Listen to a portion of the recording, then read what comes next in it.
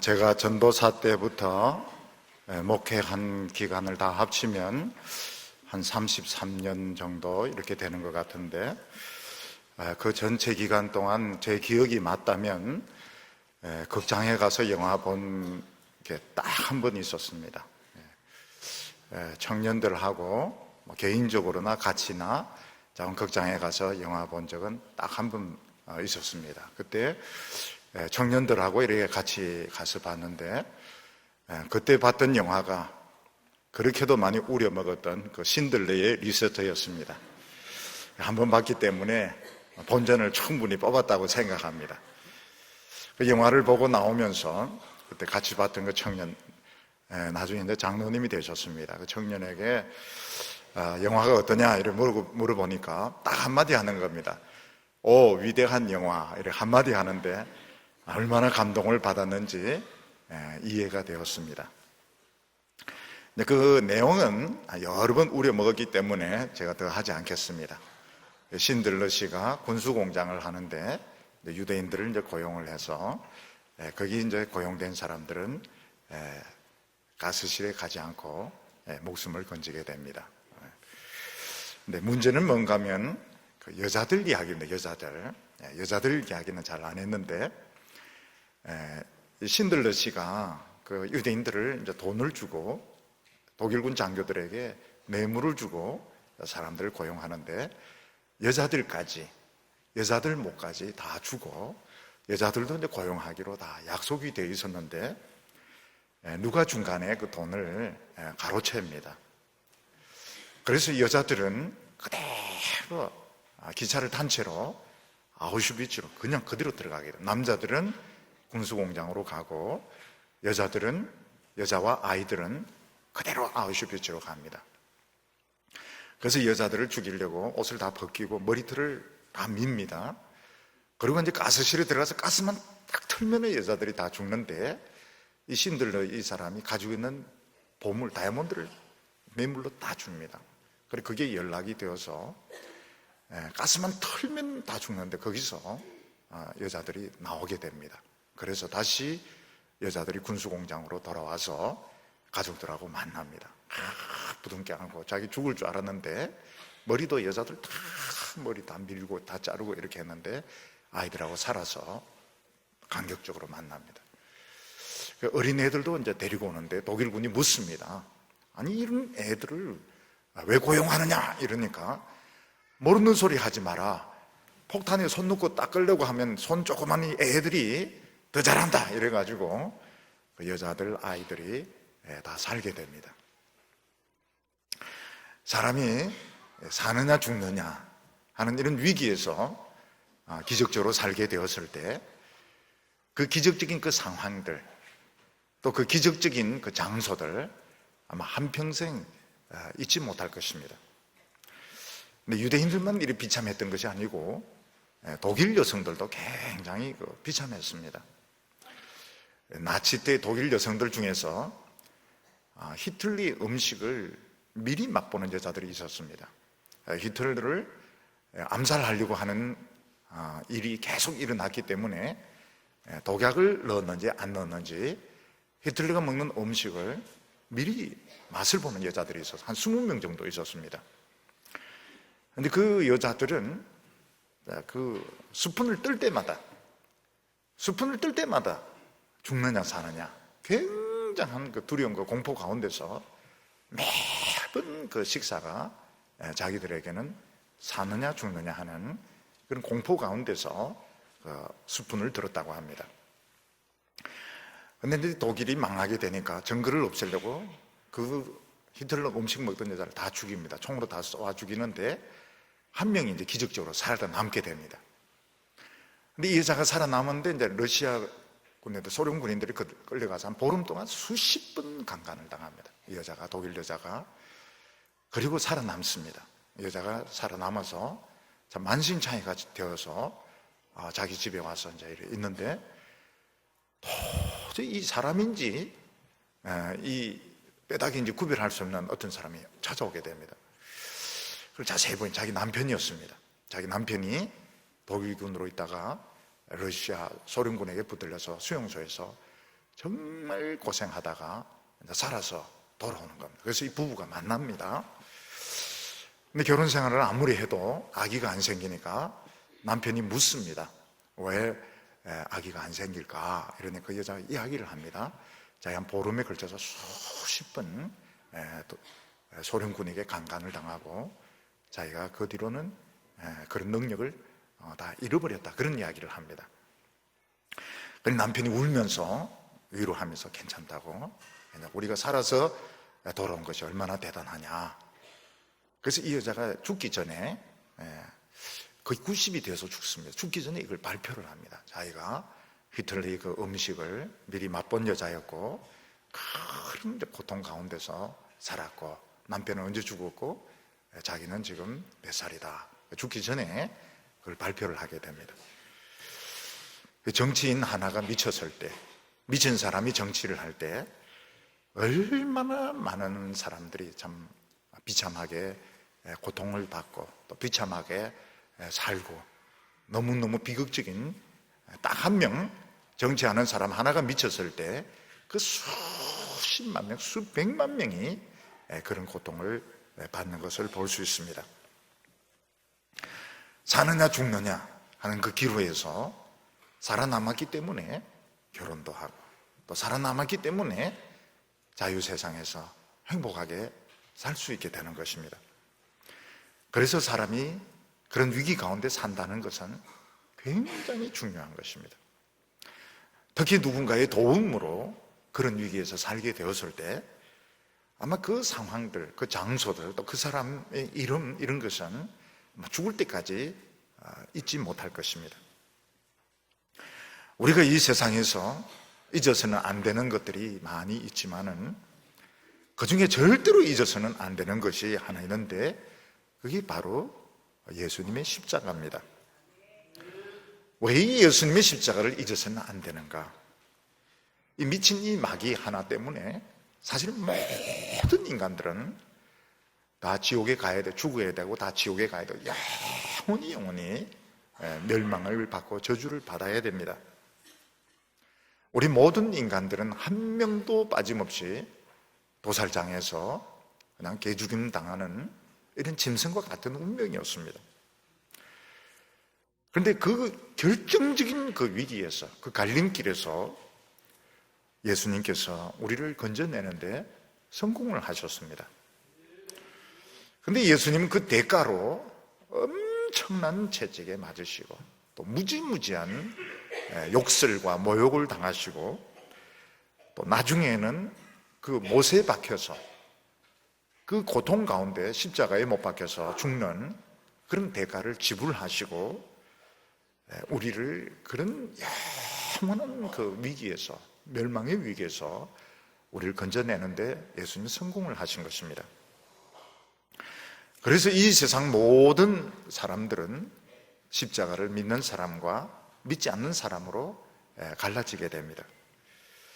우리는 다행스럽게도 이 십자가를 믿는 사람, 십자가의 혜택을 받는 사람 편에 서게 되었습니다. 그래서 우리는 적어도 늘 그래야 되지만 적어도 1년에 한 번은 그 십자가 현장을 한번 느껴봐야 됩니다. 우리는 다른 일은 다 제쳐놓고서라도 예수님이 그 채찍 맞는 그 현장을 우리는 한번 경험을 해봐야 됩니다. 예수님이 십자가를 지고 가다가 막 쓰러지는 그런 장면을 우리 한번 따라가 봐야 됩니다. 그 양손과 발에 막 대못이 막 박히면서 막 그 고통스러워하던 그런 모습들, 그리고 그 뜨거운 태양 밑에서 그 못에 박혀서 막 그 죽어가시던 이런 모습을 우리는 적어도 1년에 한 번 정도는 늘 기억을 해야 되지만 좀 리얼하게, 좀 생생하게 체험을 할 필요가 있습니다. 우리나라에서도 순교자들이 난 이런 교회들 가보면 그 체험하도록 막 만들어져 있습니다. 사람들을 이제 목에 돌을 매어가지고 바다에 빠뜨려 죽인 곳에 그 돌을 막 만들어 놨어요. 그 온 학생들, 청년들 목에 달아가지고 한번 체험을 해보라고. 물론 우리가 십자가 등에 짊어지고 쇼하듯이 그렇게 할 필요는 없지만 아주 심각하게 진지하게 그 채찍의 현장, 또 그 예수님께서 그 십자가를 지고 가던 현장, 또 그 못 박혀서 매달려 있는 그런 현장을 우리 깊이 생각해 볼 필요가 있습니다. 사도 바울은 갈라디아 교회 교인들을 향해서 갈라디아 사람들아, 예수 그리스도께서 십자가에 못 박히신 것이 너희 눈앞에 밝히 보이거늘 이렇게 말하고 있습니다. 갈라디아 교인들 중에서 예수님이 십자가에 못 박힌 걸 본 사람은 거의 없습니다. 그런데 사도 바울은 예수님이 십자가에 못 박힌 게 눈에 생생하게 보인다고 말하고 있습니다. 왜냐하면 하나님이 하신 일은 영원한 현재입니다. 하나님이 하시는 행위는 십자가도 영원한 현재고 부활도 영원한 현재고, 지금 우리 눈에 그 십자가가 생생해야 이게 신자한 겁니다. 제대로 된 신자는 딴 거 필요 없습니다. 딴 거 필요 없고 예수님이 십자가가 참 자기에게 리얼하게 자기 눈앞에 나타나야 되는 것입니다. 하나님께서는 우리 인간들 중에서 딱 한 명이라도 그 영원한 멸망에서 구원받으려면 하나님의 종이 대신해서 엄청 두들겨 맞고 엄청 모욕을 당하고 비참한 그 죽음을 당해야 된다는 것을 하나님은 알고 계셨습니다. 그래서 예수님이 오시기 전에 이미 수백 년 전에 이사야 선지를 통해서 아주 생생하게 리얼하게 예수님이 당하시는 그 대가에 대해서 우리에게 보여주셨습니다. 그래서 오늘 우리 금요일 날 딴 거 생각하지 마시기 바랍니다. 딴 거 생각하지 마시고 십자가만 생각해도 위대합니다. 누가 위대한가 하면 예수님도 위대하지만 우리가 위대해지게 됩니다. 우리의 인생이 아주 가치 있는 신앙으로 변하게 되는 것입니다. 오늘 첫 번째로 성경은 메시아의 그 초라했던 모습에 대해서 말씀하고 있습니다. 옛날 이스라엘 백성들은 그 메시아에 대해서 오해를 했습니다. 이스라엘 백성들은 적어도 우리 이스라엘 백성들, 인류를 구원할 메시아라면 아주 멋있게 생기시고 아주 지식도 많으시고 아주 기족스러운 그런 분일 거라고 생각했습니다. 그런데 정작 하나님이 보내신 메시아 구원자가 나타났을 때 이스라엘 백성들의 생각, 우리 인간들의 생각과는 너무나도 다른 모습이었다고 말하고 있습니다. 이사야 53장 1절과 2절 보면 우리의 전한 것을 누가 믿었느냐? 여호와의 팔이 누게 나타났느냐? 그는 주 앞에서 자라나기를 연한 순 같고 마른 땅에서 나온 줄기 같아서 고운 모양도 없고 풍채도 없은즉 우리 보기에 흠모할 만한 아름다운 것이 없도다, 이렇게 말했습니다. 국가적인 큰 재난이 발생했을 때 막 사람들이 매몰되고 사람들이 막 죽어갈 때에 대통령이라든지 수상이라든지 이런 사람이 이제 나타나가지고 군대를 동원하고 공무원들 동원하고 중장비를 막 동원해서 사람들을 막 구조한다면 사람들이 납득할 것입니다. 그런데 그런 자격도 없고 그런 힘도 없는 그런 사람이 나타나서 막 구조하겠다 이러면 사람들이 실망할 것입니다. 어떤 사람이 절벽에서 떨어졌으면 막 큰 밧줄이라든지 헬기 같은 거 동원해서 건져내야 되는데 연한 순이 하나 이렇게 내려와서 타고 올라오느라 이런다면 사람들이 실망을 할 것입니다. 믿지를 않을 것입니다. 선지자는 서두에 우리의 전한 것을 누가 믿었느냐 이렇게 말하고 있습니다. 무슨 말인가 하면 우리가 아무리 전해도 안 믿었다는 것입니다. 심지어는 자신들도 안 믿었다는 겁니다. 뭘 안 믿었습니까? 적어도 이스라엘 백성들을 구원하고 전 세계를 구원할 그 하나님의 메시아가 그렇게 약한 분인 줄, 그렇게 못생긴 분일 줄 아무도 이야기해도 안 믿고 자기들도 안 믿었다는 것입니다. 그는 주 앞에서 자라나기를 연한 순 같고 마른 땅에서 나온 줄기 같아서 고운 모양도 없고 풍채도 없은즉 우리의 보기에 흠모할 만한 아름다운 것이 없도다. 하나님이 보낸 메시아는 막 굵은 이런 밧줄을 막 던지는 분, 막 헬기에서 막 줄사다리를 보내는 분, 많은 군인들을 투입해서 건져내는 분, 미국에 그런 특공대를 보내서 작전하게 하는 이런 분이 아니었습니다. 그분 자신도 비쩍 마르고 너무너무 연약해서 남을 구원하기는커녕 자기도 구원할 것 같지가 않았던 것입니다. 그는 고운 모양도 없고 풍채도 없고 흠모할 만한 아무것도 없는 그런 분이었습니다. 보잘것없는 분이었습니다. 그래서 만약 우리도 이스라엘 사람들, 유대인들도 실망을 했지만 만약 우리들도 예수님을 직접 눈으로 보았다면 교인 수가 팍 줄어들지 않았을까 그런 생각이 들 정도로 굉장히 실망스러운 분이었던 것입니다. 이사가이아의 예언대로가 사실이라면 예수님은 그렇게 잘생긴 분이 아니었던 것입니다. 예수님은 결코 매력적인 분도 아니었던 것입니다. 그래서 사람들은 메시아를 멸시했습니다. 심지어 사람들은 얼굴을 막 가리우고 메시아를 막 안 보려고 했습니다. 너무 보기 싫어서, 너무 혐오스러워서 예수님을 보지 않으려고 했다고 말하고 있습니다.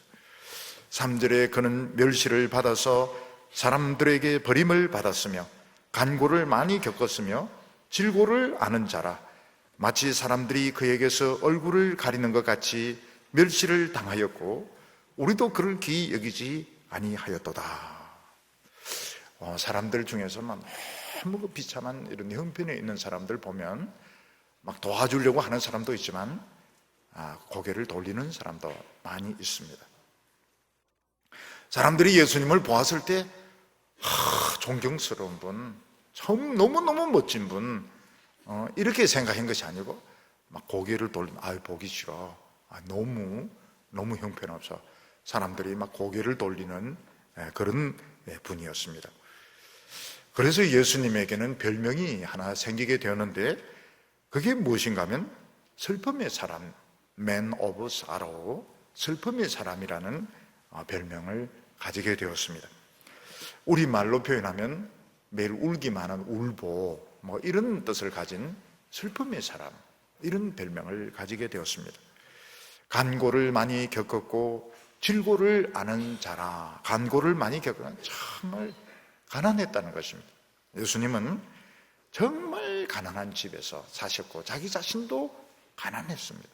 주위에 있는 사람들도 다 가난했습니다. 그리고 여기 보면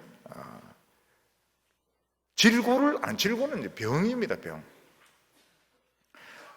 예수님 자신이 병을 많이 앓았다 이런 성경 구절은 없습니다. 근데 주위에 식구들 중에서나 주위에 환자들이 끊어지지 않았던 겁니다. 어떤 집에 보면 그런 분이 계십니다. 집에 계속 이렇게 병이 있어요. 병이 있어서 참 이 병이 계속되는, 그래서 그 식구들 보면 이 병에 대해서 잘 압니다. 어떤 경우는 의사보다 더 잘 압니다. 어떻게 안마를 하며 지압을 어떻게 하며 또 뭘 드시게 하며, 왜냐하면 환자들이 많았기 때문에 질고를 많이 아는 것입니다. 어떤 분은 별명이 종합병원이 있습니다. 종합병원. 그분 안에 내과, 안과, 그리고 피부과, 신경과 모든 조목별로 다 있는 겁니다. 그분은 병원에 한 가면 싹 다 돌아야 됩니다. 싹 내과부터 막 싹 다 돌아야 돼요. 워낙 병이 많아가지고. 근데 그런 경우가 보면 질고를 아는 자라. 예수님은 참 가난했고 본인이 많이 아프셨는지 모르겠습니다. 아니면 식구들 중에 환자가 많았는지 모르겠습니다. 자원 주위에 환자가 참 많은 그런 분이었습니다. 그리고 나중에 예수님이 말씀을 전할 때 진짜 환자들이 몰려들었습니다. 예수님 주위에는 전부 병자들이고 전부 환자들이었습니다. 그래서 예수님은 가난한 사람의 친구였습니다. 가난한 사람과 잘 통했습니다. 그리고 환자들과 잘 통했습니다. 왜냐하면 예수님이 그런 경험들이 굉장히 많았기 때문에, 가난했던 경험도 많았고 또 아픈 사람들 경험이 많았기 때문에 예수님은 그런 사람들의 사정을 굉장히 잘 알았다고 말씀하고 있습니다. 두 번째로, 이 메시아는 대신 심판을 받았다, 이렇게 말하고 있습니다. 우리는 어떤 사람이 죄를 지었는데 다른 사람이 심판받는 걸 이해를 못합니다. 왜냐하면 죄를 지은 그 사람이 재판을 받아서 형을 살든지 해야지 다른 사람이 재판받는 걸 이해를 못합니다. 그런데 미국 같은 이런 사회에도 보면 다른 사람이 붙들려서 재판받는 경우가 있습니다. 살인죄로 심판받는 경우가 많습니다. 많지는 않지만 있습니다. 강간범이라든지.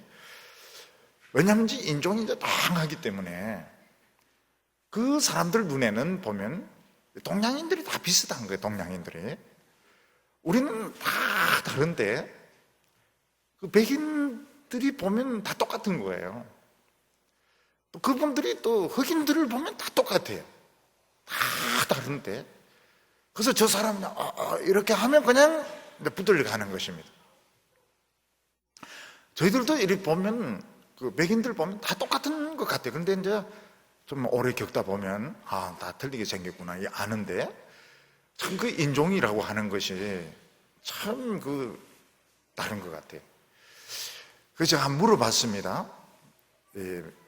한국 사람인데 일본에서 태어나고 미국에서 자라고 물어봤습니다. 너는 일본인, 한국인, 중국인이 구별이 되느냐? 솔직히 안 된다 그래요. 저희들은 딱 구별이 됩니다. 일본 사람 딱 일본 사람 같아요. 중국 사람 딱 중국 사람 같습니다. 근데 구별이 안 된다 그래요. 잘 구별이 안 된다. 다 비슷비슷하다 그래요. 전에 어떤 영화가 하나 있었는데요. 그 영화에 보면 어떤 사람이 슈퍼마켓을 털면서 직원을 죽이는데 다른 흑인이 이제 붙들리게 되는 겁니다. 그런 케이스로 이 흑인이 살인자로, 또 정인이 목격자가 보고 저 사람이다 이러니까 이제 그 사람이 그 살인자로 심판을 받게 되는, 사형을 언도받게 됩니다. 그런데 이 사람은 아닙니다. 못된 짓은 했지만, 절도도 하고 못된 짓도 했지만 저도 그 현장의 살인범은 아니었습니다. 그런데 그걸 증명할 길이 없습니다. 자기가 아무리 아니라고 해도 인정을 해주지 않습니다. 근데 알코올 중독자인 그 백인 신문 기자가 그걸 파헤치기 시작합니다. 파헤치기 시작해가지고 근데 그 진짜 살인자는 이미 죽었어요. 그런데 그 집에 가가지고 증거를 하나 팔찌 하나를 찾아냅니다. 팔찌 하나를 찾아내서 지금 이 흑인이 살인자가 아니다 하는 건데 입증을 하는데, 사형이 진행되고 있습니다. 사형이 집행되고 있습니다. 독극물이 들어가고 있는데 도지사가 사형 집행 중지, 독극물이 들어갑니다. 영화니까요. 쫙 줄 따라 들어가는데 부인이 보고 통곡을 합니다. 통곡을 합니다. 억울하다고. 근데 그 0.01초 차이로 삽니다. 이 사람이 딱 들어가는 거 입구에서 딱 스톱해가지고 그 사람이 살게 됩니다. 우리 할머니는 벌써 무슨 이야기인지 어려워서 모르겠다는데 굳이 알 필요가 없어요. 알 필요가 없습니다. 문제는 뭔가 하면 억울하게 자기가 살인자가 되어서 죽는 거 억울한 겁니다. 굉장히 억울합니다. 강간을 안 했는데 강간범이 되어서 감옥에서 15년, 20년 있어야 되는, 굉장히 억울합니다. 근데 하나님이 보내신 메시아는 사람을 죽인 적이 없습니다. 강간한 적도 없습니다. 절도한 적도 없습니다. 근데 이분은 온갖 못된 죄, 살인자, 모든 죄명을 다 뒤집어쓰고 처형을 당하게 됩니다. 그냥 처형이 아니고 채찍으로 죽도록 두들겨 맞고 욕이라는 조금 다 받고 나중에 처형을 당하게 됩니다. 그래서 사람들은 이 대단한 구경거리구나. 와서 막 구경하고 막 웃고 이랬는데 알고 보니까 자기들 죄 때문에 대신해서 심판당하는 것이었던 겁니다. 그래서 이사야 53장 4절을 보면 그는 실로 우리의 질고를 지고 우리의 슬픔을 당하였거늘 우리는 생각하기를 그는 징벌을 받아서 하나님께 맞으며 고난을 당한다 하였노라.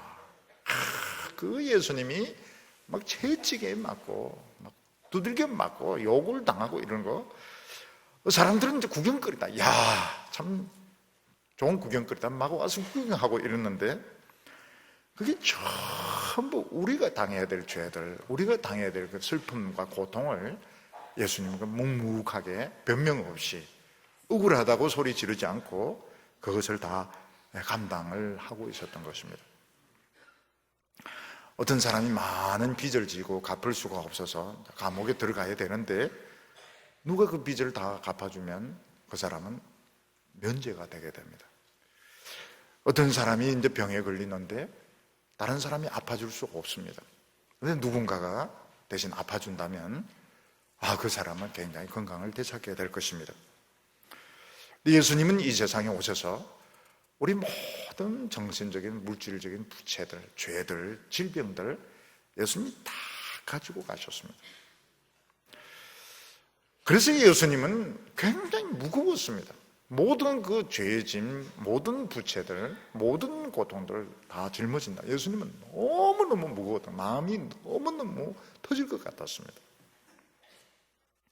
5절에 그가 찔림은 우리의 허물 때문이요 그가 상함은 우리의 죄악 때문이라. 그가 징계를 받음으로 우리는 평화를 누리고 그가 채찍에 맞음으로 우리는 나음을 입었도다. 예수님은 죄 지은 적이 없습니다. 그런데 사람들은 다 거짓말쟁이라고 이야기합니다. 저는 사람은 거짓 선지자라고, 저 사람은 살인자고 반역자고 막 모든 거짓말로 예수님에게 욕이란 욕은 다 퍼부었습니다. 그때 예수님 마음이 상했습니다. 정말 예수님의 마음이 상했습니다. 어떤 사람이 이유도 없이 막 우리에게 화를 내고 욕한다면 우리 마음이 막 상합니다. 마음이 너무너무 상합니다. 이 세상에 못된 사람들은 자신들의 그 불만, 스트레스를 예수님에게 다 쏟아부었습니다. 그때 예수님 마음이 굉장히 상했어요. 너무너무 마음이 상했던 겁니다. 근데 놀라운 일이 일어났습니다. 그게 뭔가 하면 예수님의 등에 막 채찍이 떨어져서 막 살이 찢어지면서 피가 흐를 때마다 그 구경하던 사람들의 마음이 막 치료가 되기 시작하는 것입니다. 죄의 짐들이 막 벗겨지기 시작하는 것입니다. 마음의 고통이 막 없어지기 시작하는 것입니다.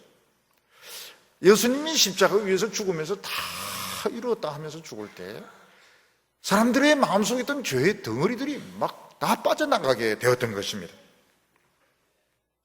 교회 안에서 병든 성도나 장애를 가진 분들을 돕는 분들이 있습니다. 물질적으로 또는 이런 활동으로 돕는 분들이 있습니다. 굉장히 위대한 일을 하고 있는 겁니다. 굉장히 위대한 일을 합니다. 내 시간, 내 노력, 내 물질을 가지고 다른 분들을 돕는 것은 참 위대한 일을 하고 있는 겁니다. 이거는 세상에 나와서 돈 많이 버는 거하고 비교가 되지 않습니다. 때로는 교회에서 하나님을 열심히 하다가 오해를 받을 수도 있습니다. 또 다른 사람들이 막 욕을 할 수도 있습니다. 그거 굉장히 위대한 것입니다. 아무나 그런 거 못해요. 굉장히 좋은 것입니다.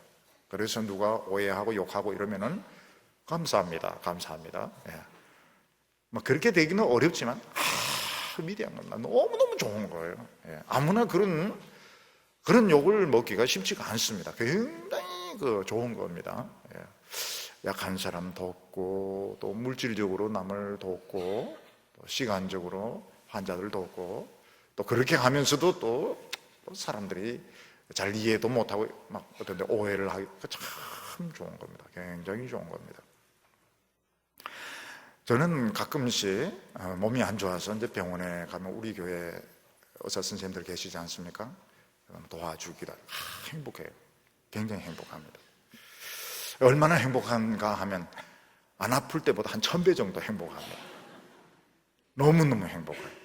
그리고 다 천사들 같아요. 또 천사같이 생겼고, 또 흰 가운도 입고, 또 말도 천사같이 하고, 진짜 천사 같아요. 행복해요. 너무너무 행복해요. 병을 하면 병원 다 돌아다니고 싶어요. 너무너무 좋아가지고. 근데 이상한 일이 일어나요. 예수님 막 찢어지는데 이상하게 마음에 막 응어리들이 막 풀어지는 겁니다. 막 허물과 죄들이 막 부끄러움 수치들이 막 없어지는 겁니다. 예수님이 다 운명하는 순간 전부 다 없어져 버려요. 우리 운명이 달라지는 겁니다. 그래서 이 세상에서 제일 위대한 것이 무엇이냐? 십자가를 생각하는 것입니다. 십자가를 생각하는 것보다 더 위대한 것이 없습니다. 오늘 저녁에는 십자가를 한번 생각하시기 바랍니다. 그리고 십자가에 못 박히신 예수님, 나를 위해서 죽으신 예수님에게 고맙습니다. 감사합니다. 충분합니다. 그거로 충분합니다. 그렇게 함으로써 우리 인생은 변합니다. 어느 누구도 욕할 수 없는, 어느 누구도 건드릴 수 없는 가치 있는 순수한 삶으로 변합니다. 세상에서 높아지려면 얼마나 애를 많이 써야 됩니까? 사람들에게 인정받으려면 얼마나 많은 노력을 해야 됩니까? 십자가를 깊이 생각할 때 우리가 예수님에게 대해서 감사합니다. 날 위해 죽으신 예수님 감사합니다. 그때 위대해집니다. 우리 자신이 위대해집니다. 우리는 십자가 생각 막 비참해질 것 같은데 아닙니다. 십자가를 생각하고 예수님에게 감사를 할 때 우리 자신이 존귀해집니다. 흠도 티도 없는 그런 모습으로 우리는 변하게 됩니다. 오늘 여기 세 번째는 예수님이 대신 고통당하면서 어떻게 하셨느냐 하는 것입니다. 내가 죄를 짓지 않았는데, 나는 나쁜 짓 하지 않았는데 사람들이 나쁜 짓 했다고 누명을 뒤집어 씌우고 감옥에 집어넣고 사형을 시키고 이러면 우리는 억울하다고 막 소리를 지를 것입니다. 그런데 예수님은 일체 소리를 지르지 않으셨습니다. 이상할 정도로. 그래서 그 총독이 막 좀 소리 지르라고 이야기합니다. 좀 억울하다고 좀 이야기해라고 막. 그래도 예수님은 소리를 안 지릅니다. 7절에 그가 곤욕을 당하여 괴로울 때도 그 입을 열지 않았으며 마치 도수장으로 끌려가는 어린 양과 틀 깎는 자 앞에서 잠잠한 양같이 그 입을 열지 아니하였도다. 우리가 누명을 쓰면 어떻습니까?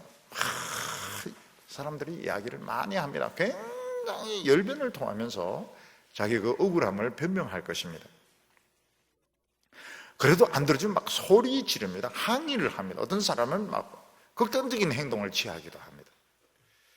하나님의 종은 해명을 하지 않습니다. 변명도 하지 않고 해명도 하지 않고 억울하다고 입을 열지를 않습니다.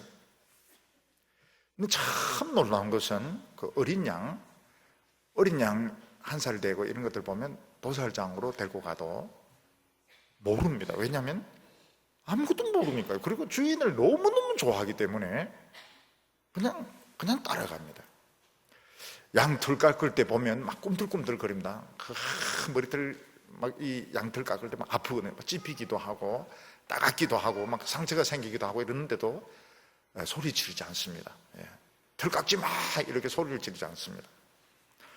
그럼 개털 깎으려고 하면요 시끄럽습니다. 개털 막 깨갱깨갱거리고. 옛날 저희 집에도 요크샤 테리어 있어가 한번 깎으면은 껌이 붙어가지고 막 자르면 정말 막 소리를 지릅니다. 깨갱깨갱거리면서. 돼지 한 마리 잡으려면 온 동네가 시끄럽습니다. 원통하다 분하다 막 소리를 지르는 바람에. 근데 예수님은 그 채찍이 많은데 소리를 안 지릅니다. 참습니다. 참습니다. 못을 가지고 막 그 손바닥에 꽉 쥔데다 막 하면서도 욕을 하지 않습니다. 예수님은 아예 말이 없습니다. 모든 걸 참으셨습니다. 왜냐하면 하나님을 신뢰했기 때문에, 그리고 우리를 사랑했기 때문에. 예수님이 조금만 참으면 우리 전부 다 살릴 수 있다는 걸 예수님은 알고 계셨습니다. 그래서 예수님은 입을 열지 않았습니다. 억울하다고 막 항의하지 않았습니다. 사람들 막 붙들고 따지고 이렇게 하지 않았습니다. 왜냐하면 하나님을 믿었기 때문에, 그리고 우리를 사랑했기 때문에 예수님은 변명을 하지 않았습니다. 오늘 우리가 얼마나 행복하게 살고 있습니까? 우리 성도님들 얼마나 모습도 아름답고요, 참 모습도 아름답고 성품도 아름답고 가정도 참 너무너무 행복하시고, 이렇게 살 수 있었던 것은 예수님이 십자가에서 참으셨기 때문에 그런 겁니다. 기꺼이 십자가를 지시고 십자가를 예수님이 사랑하시고 감당하시기 때문에 우리는 이제 영원한 죽음이 없습니다. 우리 도살장 같은, 아우슈비츠 같은 그런 데서 우리는 살아난 겁니다. 우리가 십자가를 생각할 때에 우리 인생이 변합니다. 우리 인생이 아름답게 변하고 가치 있게 변하고 모든 수치와 허물이 없어지게 끝납니다. 굿바이, 다 없어지게 됩니다. 우리가 예수님에게 감사합니다. 예수님 감사합니다. 이미 우리는 인생을 되찾은 겁니다. 인생의 가치를 되찾은 겁니다. 오늘 금요일 우리 딴 거 생각할 필요 없습니다. 십자가를 생각하시기 바랍니다. 예수님에게 고맙다고 하시기 바랍니다. 예수님은 변명하지 않았습니다. 예수님 우리 모두를 사랑하셨습니다. 그래서 오늘 참으로 내가 위대한 인생을 살고 있구나, 내가 참으로 가치 있는 인생을 찾았구나, 하나님 앞에서 축복받는 성도들 되시기를 바랍니다. 기도드리겠습니다. 거룩하시고 사랑이 많으신 하나님 아버지, 우리에게 위대한 하나님의 메시아를 보내어 주시고 십자가의 이 비참한 죽음을 통해서 우리를 영원한 멸망에서 건져주심을 감사합니다. 하나님 아버지, 오늘 우리가 딴 거 생각하지 말게 하시고 예수님의 십자가 그 현장에 가게 하여 주시옵소서. 그곳에서 예수님에게 고맙다고 한마디 하게 하여 주셔서 우리 인생이 변하게 하여 주옵소서. 가치 있게 변하게 하여 주시옵소서. 예수님의 이름으로 기도하옵나이다.